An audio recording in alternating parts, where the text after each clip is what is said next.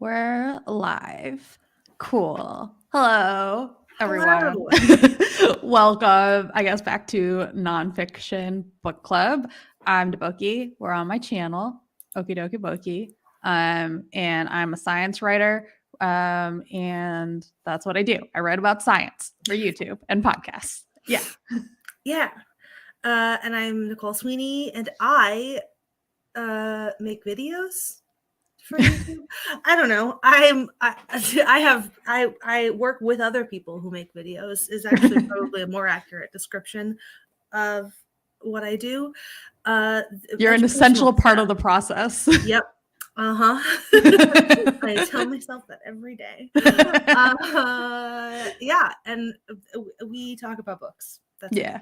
Yeah. So today we're here to talk about virology by Joseph Osmundson, Essays for the Living, the Dead, and the Small Things in Between. Osmundson's a professor in virology. I've been I was really excited when I heard about this book because I like anything that is an essay collection that's about science, that's also about making science very personal and metaphorizing science as much as possible. I am all for it.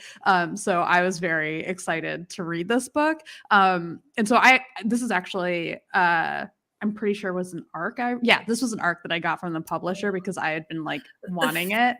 I know. I feel like I have to disclose it because it's still booktube. You can't just wave the book around and be like, this was my book. I did get it, but it's because I really, really wanted it. And I brought it with me to Norway. It was one of 2 books that I brought with me. So I'm really glad that we're reading it and talking about it today. Mm-hmm. It's an essay collection and it talks about viruses. So that's what we're going to probably talk a lot about today. Yeah.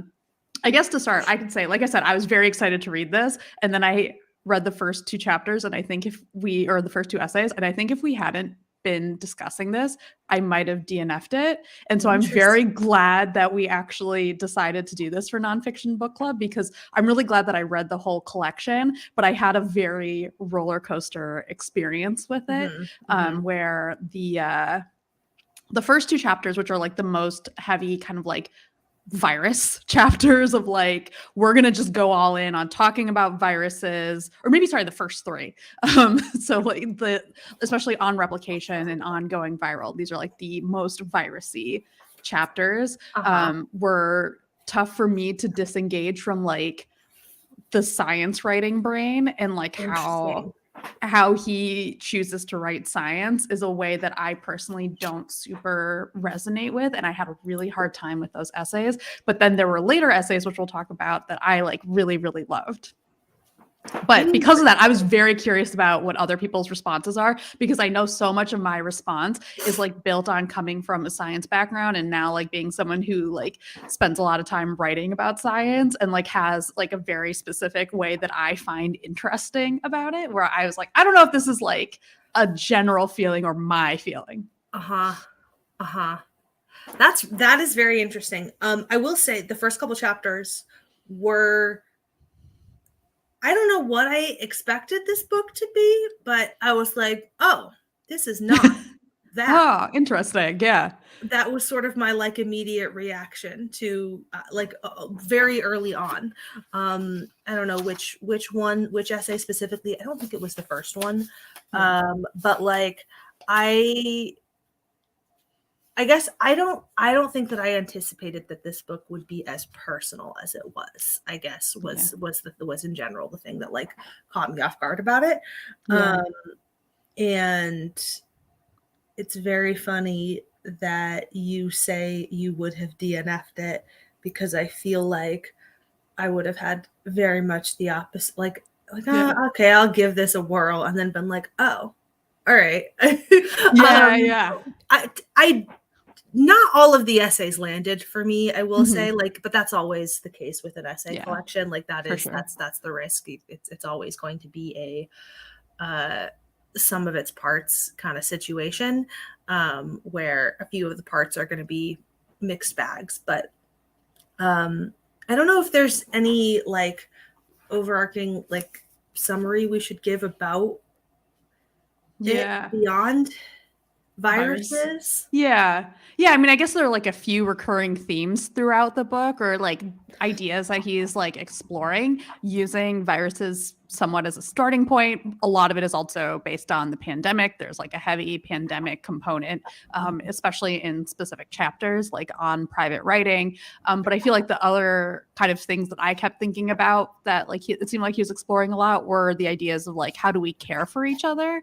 And then also, how do we like function as a community? And then sort of as a starting point, like how does like in this case, the context of viruses maybe shape the way that we use language and then also actually execute on care and community. Yes. Yeah. Yeah. That's a really good, that's great. You did a good job. Yeah, thank you. I feel like I'm giving a book report. You guys, this book, this is what it's about. A+. Yeah. This is why we do this, for me to like relive my like elementary school love of like sitting in front of a room of kids and being like, I read this book. I read a book. Yeah. That is the soul of BookTube. True. Fact. Yeah. The other thing, I guess the most surprising thing to me is how much he talks about queerness in this book. Like that was not, I think that is probably the thing that early on where I was like, oh, I don't know what I thought this was going to be. Stodgy science man talks about science, I guess is what I thought this was going to be. Yeah. But no, it is a lot of like discussion of queerness. Actually, I didn't tab that much in this, but most of what I did tab was very like not great discussion topics, because it was more just things that I was like, oh, this is emotionally resonant for me. More than it was like, here's an idea that we should discuss.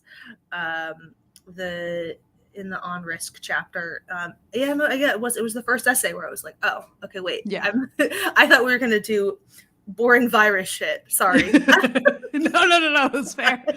I'm glad it could be a surprise. But queer childhood is waiting for the possibility to make one's full self. Quarantine is putting the full possibility of social relations, one way to make oneself with others, on hold out of respect for the desire of living beings to keep on living. And I think that it,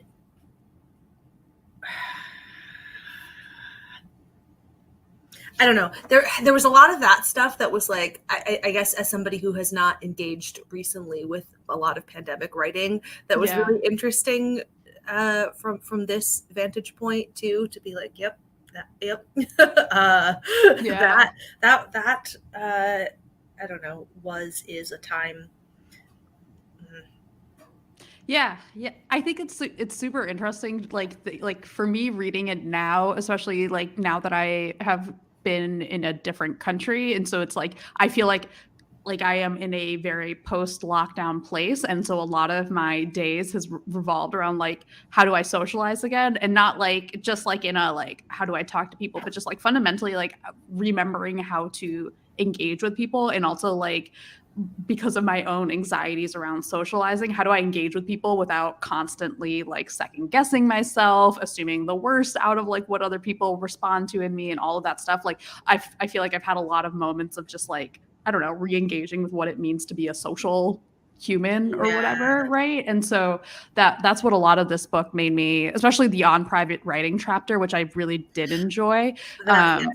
In a way that I didn't fully expect to. I think in part of because of things that he writes about, like sort of that exhaustion around pandemic writing, around quarantine diaries.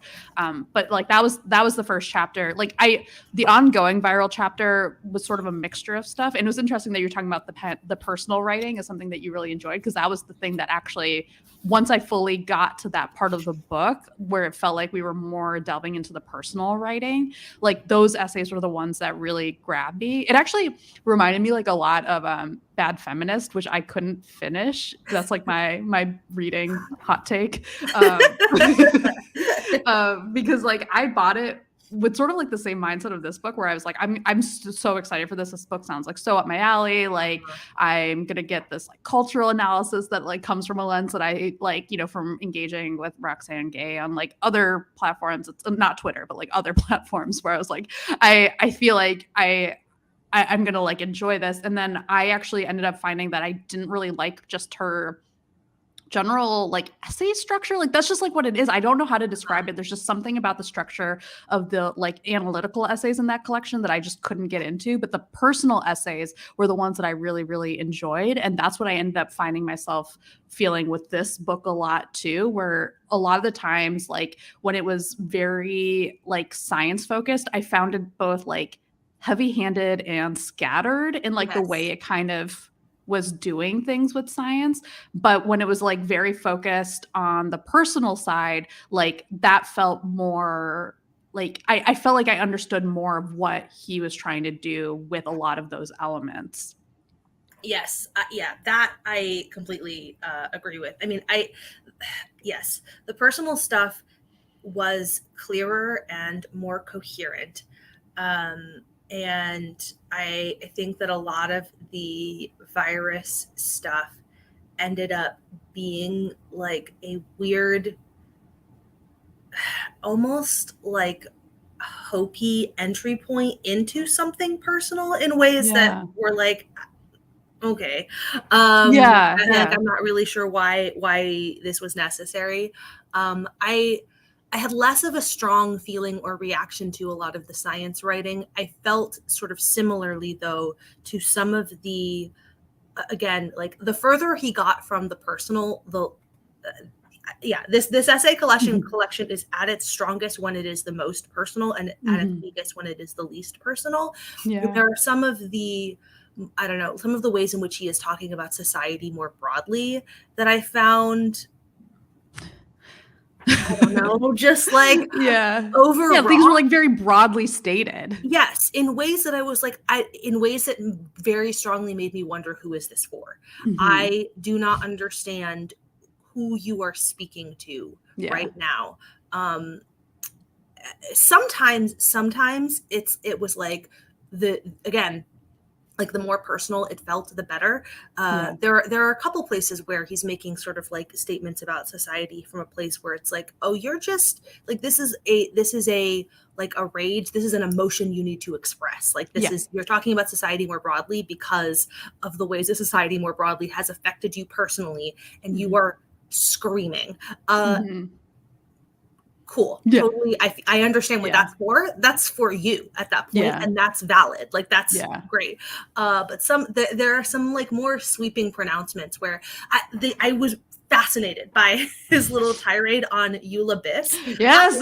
Anything he said was wrong. Everything he said was true. But also it felt like, what is happening here? It felt like a very weird aside. It felt like, okay, so like it reminded me of like how if anyone just gives me the opportunity to talk about why I hate the love hypothesis, I will seize it, right?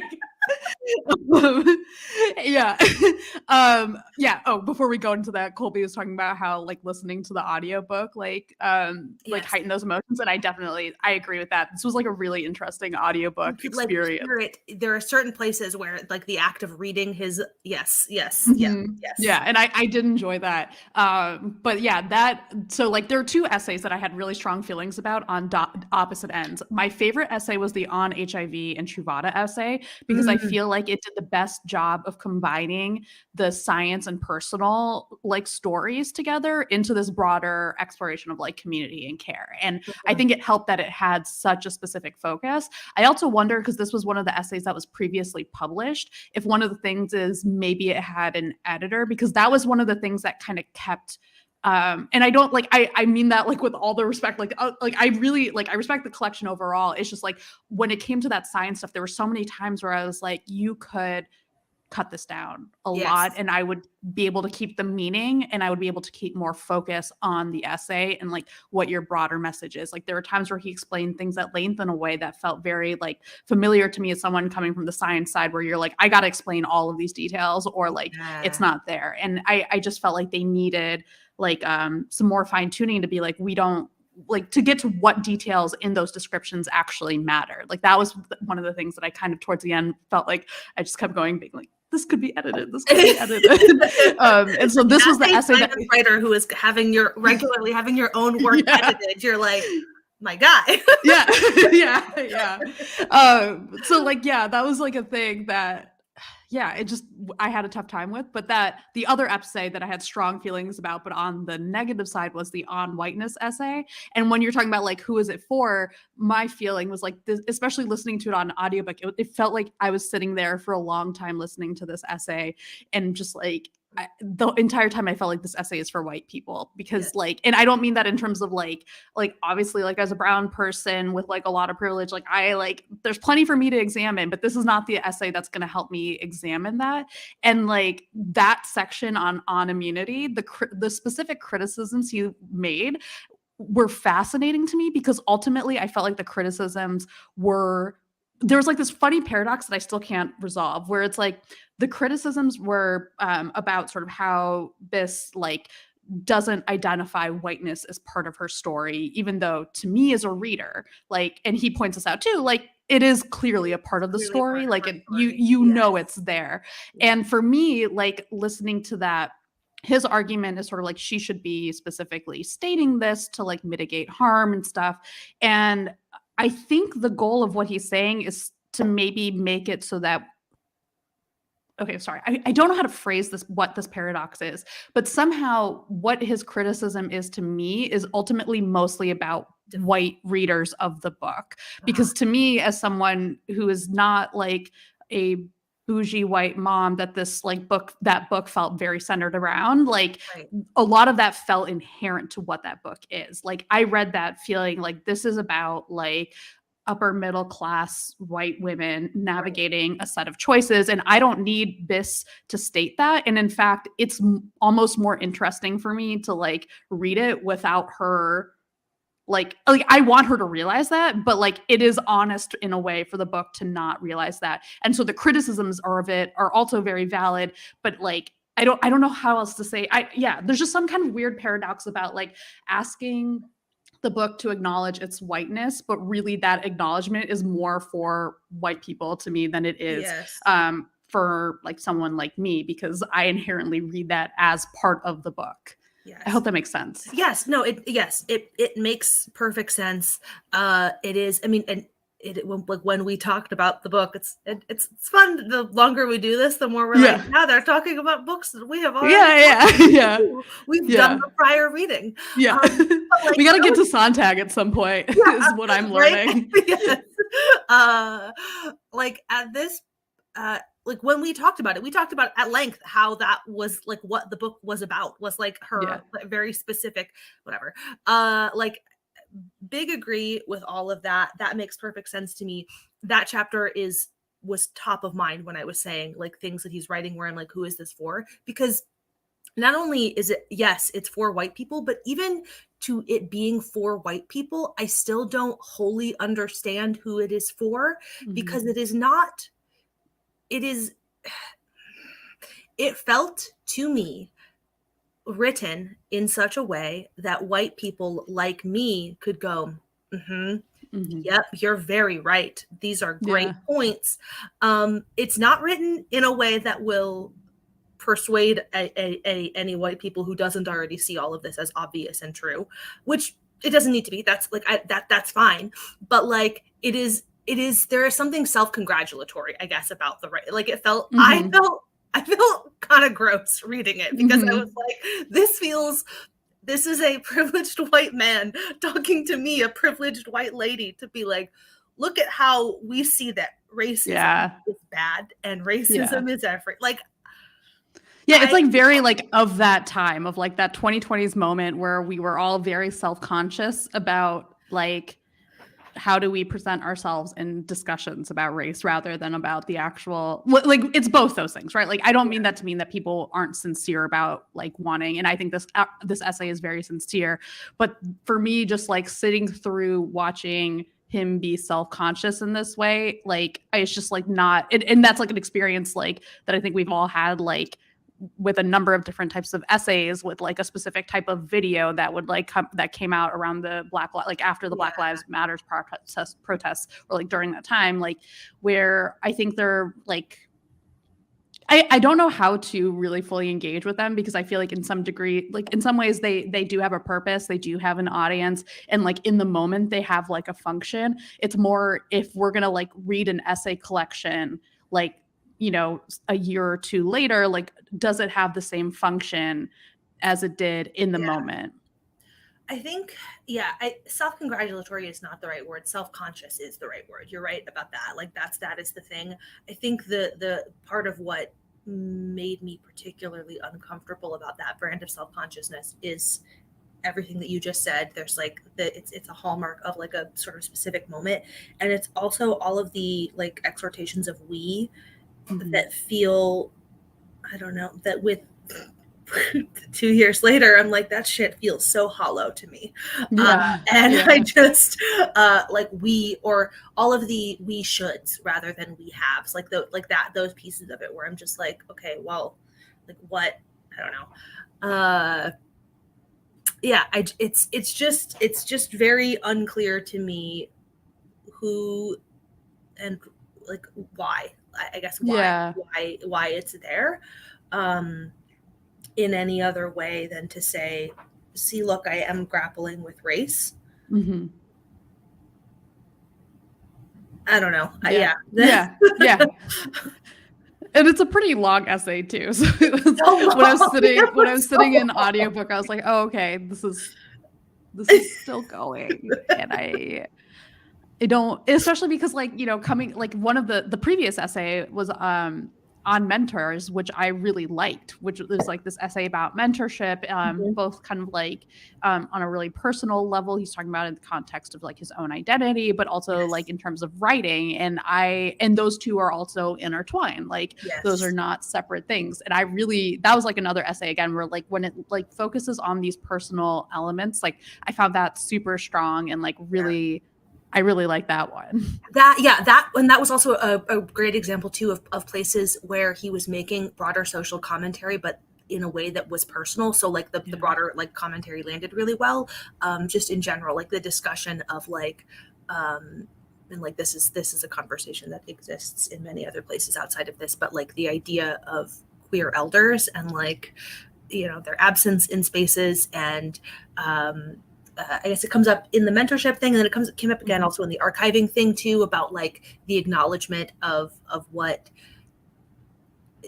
who came before, and like if you don't know that anyone came before, you know, and like that sort of tension, if you don't have record of people that came before, and you are, you know, that as you're like wrestling to find a sense of self, and how, you know, the ways in which that is more fraught when you don't have like proof or examples of the possible, and like all of that kind of stuff that just, it was like, yep, this is like a bigger thing, but it's also like clearly deeply personal for you in this way that makes all of this very effective, which kind of goes back to somebody in the comments just said, I kind of wondered about the on whiteness, why he felt he was the person to make that commentary, or why this collection was the right place for it, which I think that's the thing too, is like with some of the other segments, it was like it's very clear to me the thread of like why you and why here, in again like the ways that those conversations come up in the mentorship chapter, versus this other one where it was like, I don't know if you know why you and why here actually. I agree. I do also want to say for the archive chapter, that was a fun audiobook listen, because he actually, like, it's interesting because he actually has like recordings, like in the book, he just like kind of writes out like, this is like the dialogue. Like he's having conversations with an archivist and I think a reporter, and like in the audiobook, he actually has the audio recordings. So that was also interesting because sometimes it was a little different. Like he has like the uncut, I think, or at least it seemed more uncut audio for the actual audiobook, which I feel like, especially given the content of that essay, which is about archives and like how do we like remember and stuff, like that was fun. I would have listened to hours of it. Like I wanted the whole conversation of him talking to the archivist. Like that to me, that was my favorite part of the audiobook, at least. That's that segment right there. Yeah. Oh, hi, James. Oh, hello. A friend. Yeah. That's fitting because I feel like this book also made me often think about how do we talk about tiny invisible things? Not to like belabor the point, but as someone who on a weekly basis writes about tiny invisible things. You said something at the beginning about how the when you started reading this book, the first couple chapters, you were like, this is not the science writing that I vibe with. And I know we've sort of been talking about some of that, but I'm curious if there's any other like specific pieces of this that. Yeah, it's hard because part of what I struggled with is I was trying to figure out what it was that wasn't working for me. Like I don't understand, especially because like I'm reading this in the context of an essay. So it's not like in the context of a news article where it's like, I take specific issue with the way that you are presenting said news or something. This is like, he's making a series of choices that are about, I don't know, art, or like he's trying to tell some kind of specific story, and the choices about how he structures his essays are part of that. And he uses like a lot of short sentences as part of that. He has a very disjointed structure as part of that. Like things are really kind of like, we're going to jump around a lot. And that's something that I think can work really well. And I think it does work really well in a number of these essays. But those are like two specific like writing choices that in the context then of how he talks about science, like build up with other choices to make me feel like I'm being talked down to about viruses. Like that's the only way I can explain it. I don't think he means to talk down to anyone, but I think it's something that especially like a thing that this book made me think a lot about in those first a few chapters is a thing that I learned when I started getting into science writing. And the longer I'm in it, the more I realize it's true, which is that sometimes the things that are the hardest to write about in science writing, especially if you are a former scientist, are the things that are from your own field, like the things that you have the most familiarity with. Because like you like figuring out how to frame the things that you are such an expert on for a non-expert audience can sometimes be really tough. It can be hard to figure out what details do I need, and it can also be hard to figure out what details do I not need. And I think I've noticed this like when reading other like science books, like public science books that are written by scientists. There are some who do it really, really well, who have like a lot of experience with it, and I think are able to do it like very well. And then there are others where I feel like they're still trying to find that balance between like how much do I need to explain? How do I need to explain it? So like there are things like choices he makes in terms of, I don't know if I have this tabbed. Towards the end, I remember being like, oh, this is like an example of a thing I found frustrating. Like he's talking about evolution. He's talking about like how much variety there is in our immune system and how we're able to generate like these massive numbers of combinations of regions and receptors to be able to detect a lot of different things. And it's like a process that's super cool. And I get why he would want to explain all of that, but the need to then kind of explain detail after detail after detail to be able to lay that out in full just ends up being really distracting for me, and just kind of, it just doesn't flow well with the rest of the essay, or at least that was my experience of it. And I don't know, part of the reason why it doesn't flow is because I'm going to inherently kind of like hyper fixate on those details, because like that's where my brain automatically goes. But that is like what it is for me. And it just, I that like the flow thing. Yes, that I don't think that it is just you hyperfixating on it. To this point about like the more you know about the thing, the harder it is to write about it for like a general audience. Something that I think about all the time. Years ago, I was working on like a pitch for a complexly thing that never never came to fruition. But I had emailed Hank like feedback on it. And I was like, really anxious about whether or not I knew enough to be writing about the thing. And one of the things that he said to me was basically that, like, people who do know like a shit ton about the topic at hand often know too much to remember what the first interesting thing was. Like, you lose sight of what that is. And this is like in Jan's pitch meetings, this comes up all the time, where like the several people in the room who know a ton about the thing at hand are like going back and forth talking about like some paper or another, and somebody will like offhandedly say a piece of information that everybody else knows, or that the other like academics on the call know. Yeah. And then like me and Seth, our producer, one of us will be like, I'm sorry, what? Yeah. Yeah. Like we recently were on a call and somebody said something about how most mammals, the sclera, I think is what it's called, the whites of your eye it's not white in most mammals. And I don't know why it was like an offhanded thing to get something else. But we were like, oh, I'm sorry. Yeah. Anyway, to bring that back to this book, I think that is part of the problem. And in a book that is doing so much like really interesting personal stuff, taking the time to get he is presenting that minutia, that scientific minutia and detail in a way that feels much more pedantic and less like, here is the cool, exciting, here's the thing that makes this topic interesting.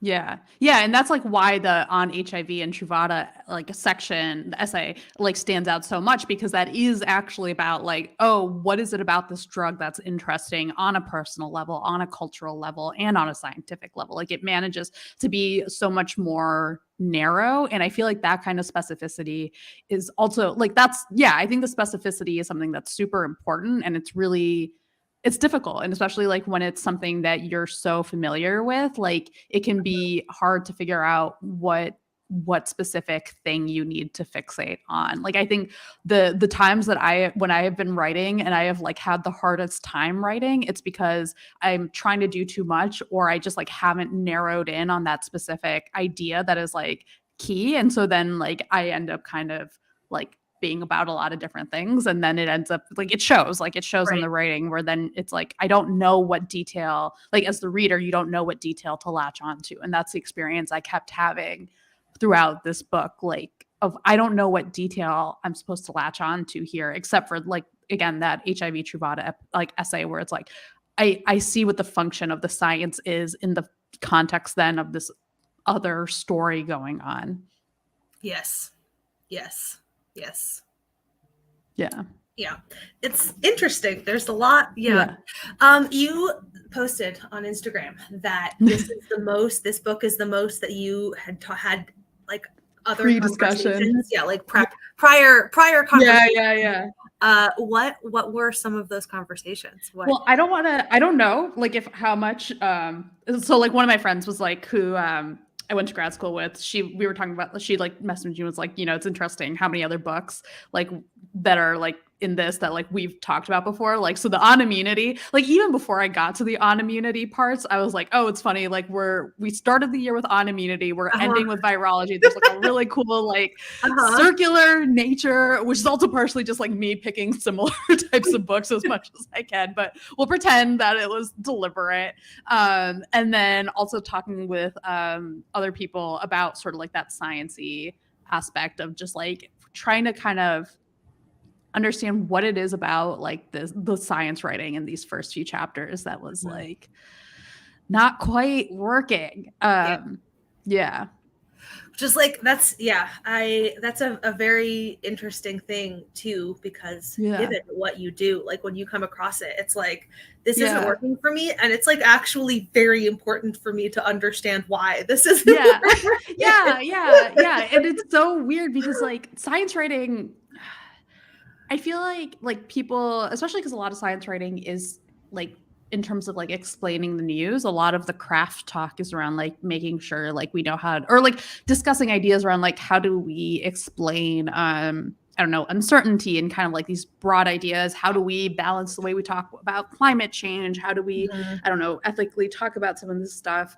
And then sometimes like figuring out that other craft stuff, I guess kind of like maybe like any writing is more from experience. It's sort of like, okay, like over time, I feel like I am starting to have a better idea now. Like it takes me a lot less time to write a microcosmos script now than it did like however many years ago when we started writing, right? Like, and like part of that is just from the experience of it. Part of it is like feedback from Hank. Part of it is like having a better sense of like what it is that I'm doing and stuff. So like, it's just weird because I feel like I don't necessarily have a good language around like science writing craft, which I kind of wish I did, because I feel like I struggled to like articulate what it was that I was working for me in this book. And then in comparison for like other books, like, you know, like when I really like, you know, Ed Yong's writing, what is it about his writing that sets it apart from another science writer? It's like, that's something that I'm like still trying to figure out how to fully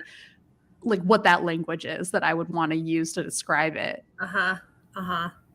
And then a part of it is also just trying to understand like what is like my own bias in terms of just like what I think is the right way or something. Oh, sure. Yeah. And then like versus just like something that I think is like, I mean, I want to say objectively bad. Obviously, it's a subjective experience, but like, what is like something that I think is like not to my taste versus something that I think is just like something that needs more editing or something that needs refinement. So like, I keep saying like, oh, there are these sections where like I felt like this could have used an editor. Is that like, I don't know, is that just like me like missing the point of a specific stylistic choice he made? Like that's something I want to know, because I mean, I can still disagree with the choice. Like I might still think it's a bad choice, but if there's something deliberate that I'm missing, I kind of want to know what that is, because that could be interesting. Like that could be something that I learned from. Like, you know, that was the thing that I was having a really hard time with in the beginning of the book. And it helped that the book kind of meandered away and then went back to that, because by the time we got back, I was like, okay, I know what it is about your writing that I like when it's strong and when it's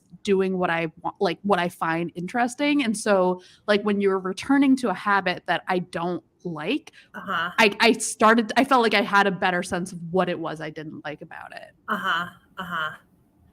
Yeah.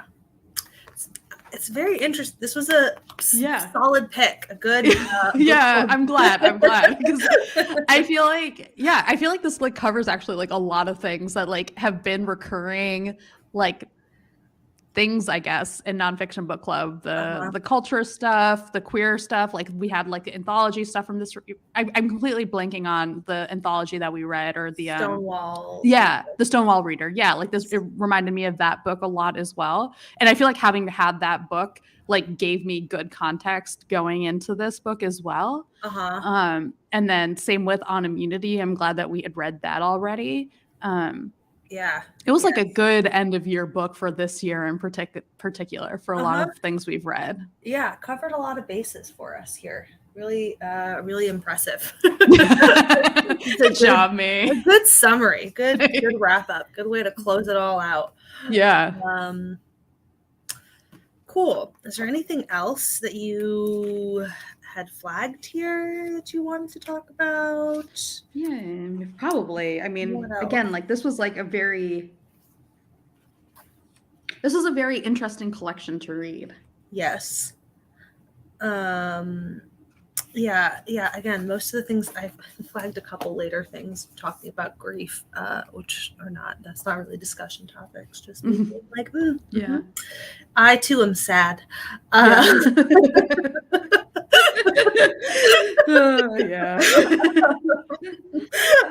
a year.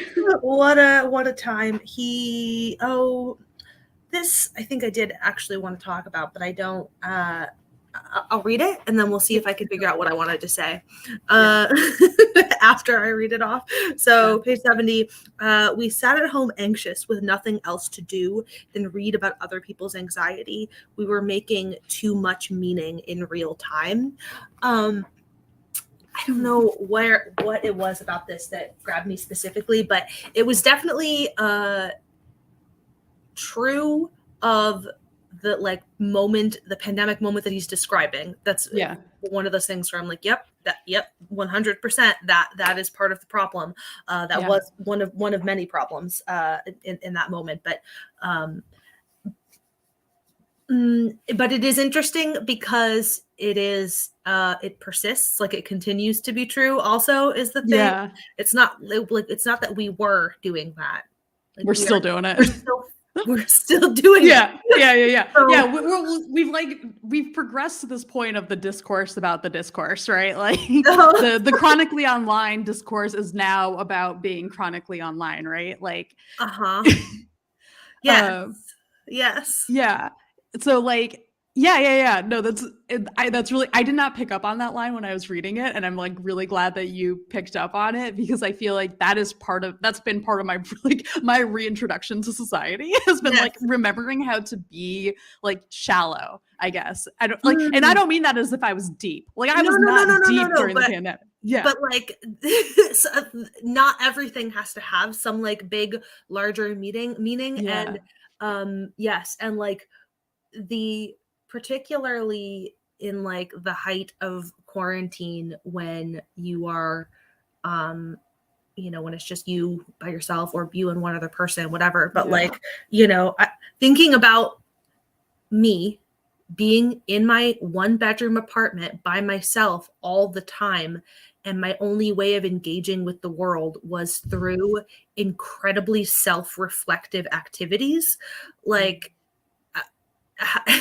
it is like there's a level of like sometimes like you need to be able to exist in a way that isn't like in a way that is like, sometimes I'm just doing a thing, and like it's okay to just do a thing. It is like maybe not a great idea to hyper analyze all of the thing doing, and to try to turn it into being something bigger than it is. Like I think that this is my other, I don't know, like pet grievance with much of like the online discourse of the day, is the way in which we try to turn every interpersonal conflict into a like a broader socio-political one, in ways that like the personal is political is like on steroids.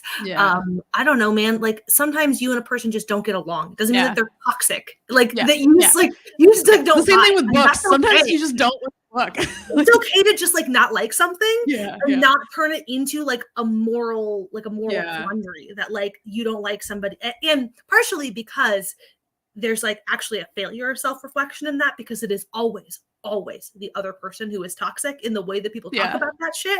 And I'm like, I don't know, man. That all might be coming from inside the house. Anyway.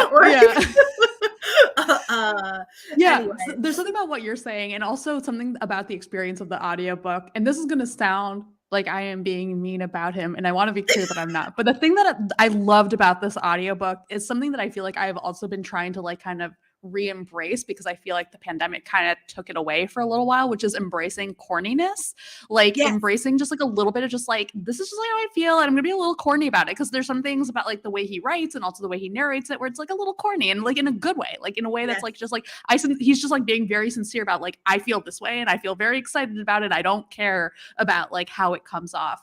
And I think like I think over the past, like we've gone through cycles on the internet of like things being very cynical and then things being very earnest, and like then things have been kind of going back to cynical. And I feel like I am like reaching a place where I have like really been loving things that embrace being weird, or that are like embrace being corny. Like in some ways, this is part of why I am like a Taylor Swift fan, is because I think she's very corny. Like I think she's like, she's very good at her songwriting, but also she's corny, and I think that's great. It's why like this Harry and Meghan documentary, like super corny, but I kind of love it. Like, and I think that's the thing that like also again reemerging into the world and actually like engaging with people is like a good reminder that like, I don't know, like sometimes you just like, we're just like sometimes you just have to be a little silly and like dumb. Like it's fine. Like, and that's also it's funny that you say that too, because like that was a big part also of the chapter that you On private writing. Your favorite chapter. Yeah. That was like central to that. That one was interesting too, because it made me think a lot about the like like generational discourse too, of like some to a certain degree what he is describing is like millennial earnestness. It's like there's a layer in which that essay is like in defense of millennial earnestness. Yeah, it's a lot of other things, but that is one of the things that it's That's doing. the alternate title. Yeah. that we've given it now. And I support that. Yeah, I too am okay with that, and would like to lean all the way into that.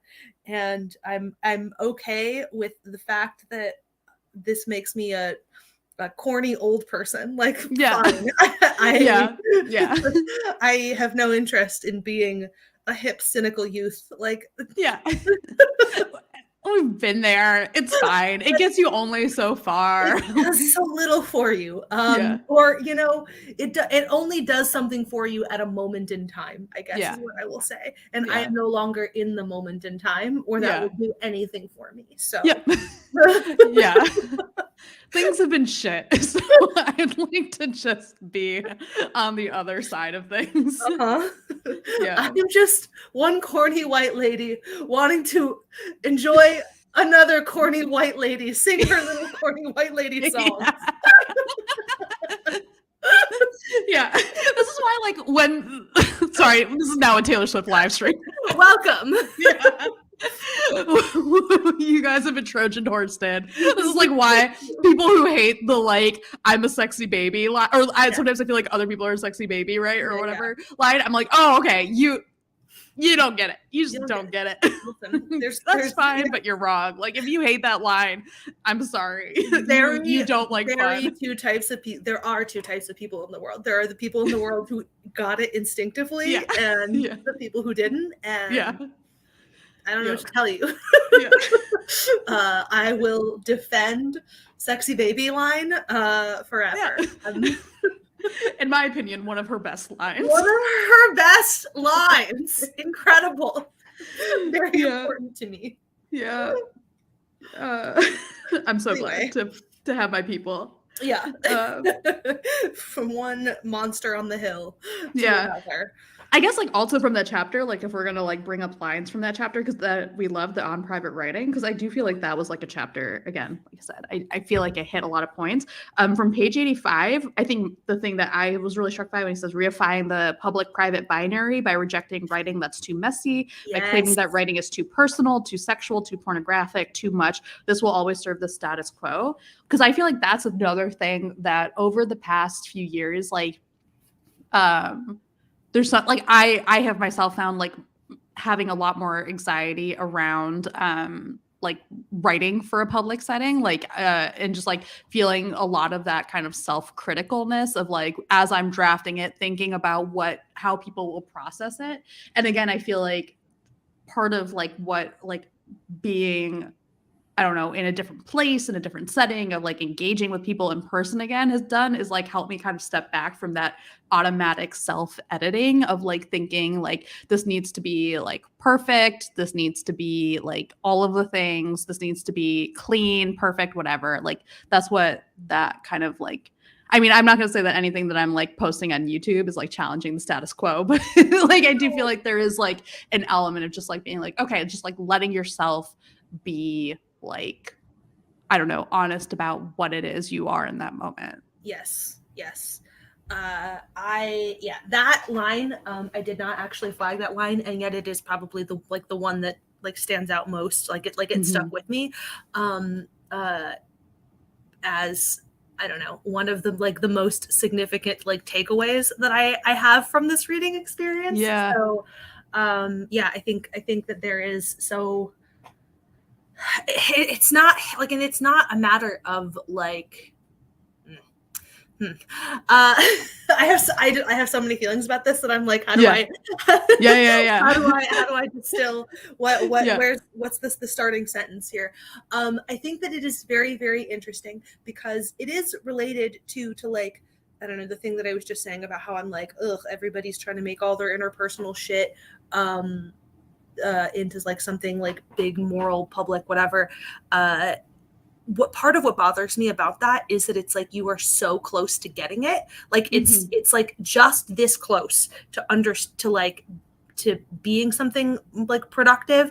But because it is in service of like, I don't know, it is in service of like the way that of a particular kind of discourse online, a particular kind of like rage baiting faux community built around the idea of being angry, at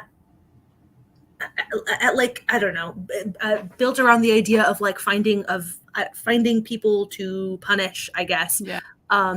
But like focusing less on the how do I turn all of these slights into something that is like political and for which we can be outraged, and more on just like, I am a human being who is feeling some type of way, like, would be so much more productive towards that like latter end of like community building, like towards that outcome.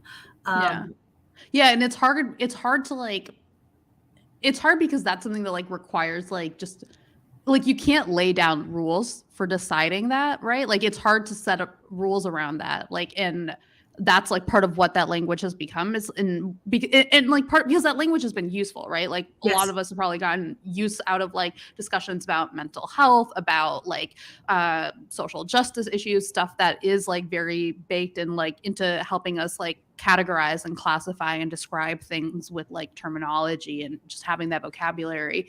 But then like it's hard to be able to then make arguments around like, but there's like a limit, you know, like, because ultimately that is about parsing it yourself and understanding like the difference between like I don't know, like a you problem or a me problem, like like there's just so many different ways to do that, where it's like it's hard to even have the discussion around it, because then it becomes about like, well, you're not like use like you're not letting us use the language, or like it becomes about like something different than like maybe what the situation is. Yes. Yeah. Like even talking about it, I don't understand how to fully talk about it because it feels like I'm saying this so broadly. And it's like, of course we're all probably thinking about like, you know, like a certain TikTok or a certain tweet or something like that is like what that story is about for us. Like, right.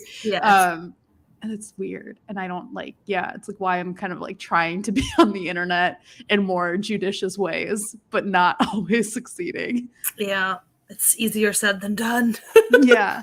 But then I feel like the flip side of it is like, it has been for me, like trying to figure out, well, like, I mean, I'm someone who makes things on the internet, and making things on the internet has done a lot for me, both like personally and professionally and creatively and all of these things. And I'm not going to stop doing it. So like, how do I do it in a way that doesn't feel like, I don't know, like you're, I don't know, like you're not, I don't know. How do you do it in a way that just feels like honest and not terrifying at the same time? Yeah. Yes. I don't know that the end. I don't know. That question. It's a great question. Yeah. And I think this is like a good, like, to bring it all back, I feel like this is like a good essay collection for that, because like we like not all of this essay collection hit for me, right? Like I don't think all of the choices made were great, but I do at least like, I don't know. I think it's, I still, like I said, I appreciate things that like lean into what they are. And this essay collection, at least for me, does feel like it is like inherently honest to him. Like it feels like it is like from a clear point of view. And so at that core, I like, that's why I'm glad that I respect it, because it means that like, I know then how to handle all of these other parts that I'm still, I mean, I don't know how to handle them, but like, it gives me something to like come from when I'm then figuring out what I like and didn't like about it. Yeah. Even though there are pieces of this that did not work for me, the larger project of this book, I feel like I have generally positive feelings about. This so interesting. I also like wonder if I like return to it in a year or two, if I'll like feel more generous to it too, because I feel like sometimes you just have like such an initial visceral response of frustration that it kind of like clouds it. Especially like reading for this, it's like a lot of times I may not be reading in a very extended place. I'm kind of cramming a lot of it together, and so like those feelings are all jammed together.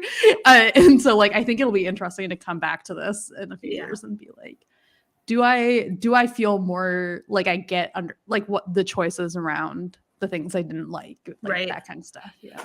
And it's interesting too, because like it's there, if you do end up coming back to this book a year, 2 years, whatever, there's like the measure of what things did and did not sit with you. Like even in this conversation, right? Like you brought up the quote that I was like, as soon as you started saying it, like I was mentally like, not verbatim, but I was mentally like, yep, I know exactly what quote you're talking about, and like filling it in. But it wasn't something that I had flagged.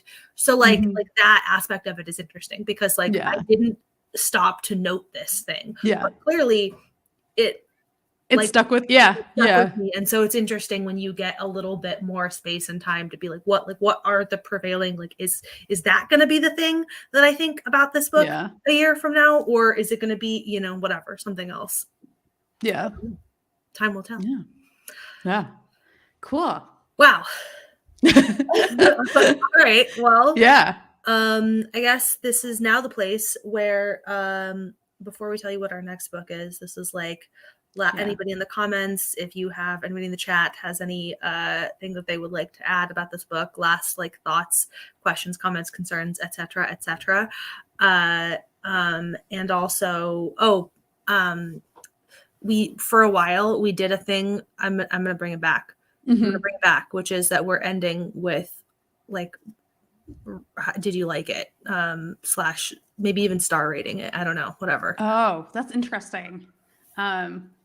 We gave up on that, but I'm bringing this model back. I like it. Yeah. No, I think this is a good book to do that for, because I feel like it's been so interesting. Yes. I think I would give this like a 3 stars out of 5. I think it's like good, but I think like, it's definitely not a 5. I don't like, it's not like this perfect book or anything, and it's not quite a 4 either, just because it's like a little too flawed in the flaws. But it's like, you know, but I think it's also like solid. Like I think it's a solid book, and I think it's definitely one that I'm going to be thinking about a lot. And again, in a year, like this is like we're revisiting it. I feel like in a year, I mean, no, of course it's a 4 or something. Yeah. Or maybe I revisit and I'm like, no, that was a 2. Yeah. I completely 100% agree. It's a 3-star. Actually, it's one of the things that part of why I asked this question too, is because while we were kind of winding down and talking about how much there was to talk about, I guess here, that's one of the things that I have been thinking throughout this conversation, is that like a 3-star read is often like the worst possible choice for like a book club, because it's like so much harder to say something was just like it was good. I don't know. It was just good. Like if something is like a 1-star or a 5-star, there's so much to say, because you're either like, I fucking hated this, and here is my hour-long video essay on why, or this is the best thing I've ever read, and here's all my feelings about why, you know? So I'm remembering our comedy book. The Girl in the Show, was it right? Where it was like we have so much to say about that book. There's tons to discuss. I think that's maybe the only book club book that I never actually finished, and it was my own. It was my own pick. I never did. We talked about it then. They're like, "Oh, you go back and finish it." I was like, "No, I'm not. I'm simply, I refuse." We're getting a lot of agreement on the 3 out of 5, which I'm very happy with. Yes, I'm glad people are standing. I like the overall project, and it had great high points, although I butted up against his ego for a lot. But interesting. 3 out of 5, really great book club pick to discuss. Yeah. I think the fact that it's an essay collection, it has a lot to do with why it's a 3 out of 5. Why it's a 3-star with so much to discuss. Because it's that there's the individual essays themselves would probably have like more of a, you know, some high low whatever star ratings if we were to go down that road. Anyway, our next book is Worn, A People's History of Clothing by Sophie Tannhauser. I'm not sure how you pronounce her last name. Trying to like hold it in such a way that you can see it. Anyway, and that will be on what is the second Saturday of January It is January 14th. January 14th. That's correct. And we'll be back to our 5 p.m. Eastern. Yes. Because I will not be in Europe. Devoki returns to America. So, yeah, join us January 14th, 5 p.m. Yeah. Talk about Worn, A People's History of Clothing. That's my like thematic thing, right? You're doing personal essays about viruses. Right, yeah. People talk about clothing. Yeah, that's exciting. I think our Battle of Versailles one was super fun, so I'm excited. That was a blast. That one was... Wait, okay. Hold on. This is our last book club of the year. So... Oh, yeah. We got to talk about what we talked about. We no longer have good records the way we used to. I know. We're the worst. A little peek behind the scenes here. Once upon a time, Devoki and I were so organized. For the first year of this project, we had spreadsheets. We had very comprehensive documentation. Okay. We had a document that we were using. We had a whole meeting. We had a pre-meeting before, the day before, where we talked about the book, and we had an outline of like how the conversation was going to flow. Yep. And at a certain point, we said, no. I'm tired. Yeah. So, if you've noticed a distinct clusterfuckiness to our live streams, that is when the shift happened. Okay, so On Immunity was the first book that we did this year. On Immunity, and then we did Consumed.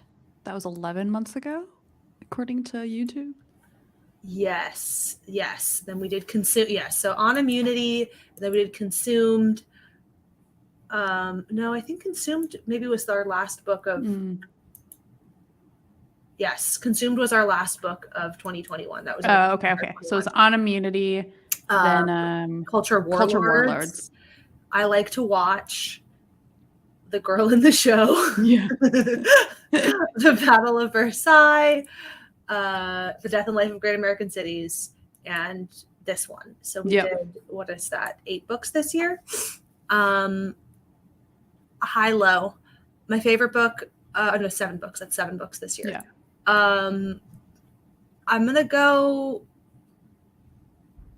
Low is definitely The Girl in the Show. That's I agree. Easy, no contest. That's the worst book we talked about this year. Yeah. The best book we talked about this year is a toss-up for me between Battle of Versailles and I Like to Watch. Yeah. I think for me, I don't know if it's the best book, but I feel like it's the book that I'm most glad that we read was On Immunity. But Battle of Versailles was really good too. And Death and Life of Great American Cities. That's like another one where like I would never have read that anywhere else. Like so like there's like that element of like I'm very glad that that was a book. Grateful for the project in that respect. Yes. Yeah. Yes. Yeah. Okay. I think if I were gonna pick my favorite book that we read, it would be On Immunity. I think I would have to do that one. That's fair. Those are good. Yeah. What a decent year. Honestly, the only book that I was like, no, is The Girl in the Show. Yeah. Every other book that we read. Well, there was also the time that we were going to try to read the big Cold War book, and then we were like, oh, this is not happening. It's actually not happening. It's really not in the cards. Yeah. It's really not the vibe, not the mood for right now. Yeah. Well, okay. Anyway, that was it. I guess that's all I have in the way of wrapping up the year. Yep. Good job, everybody. Thanks, everyone, for joining us. We'll see you next month. Talk about war. Yep. Bye.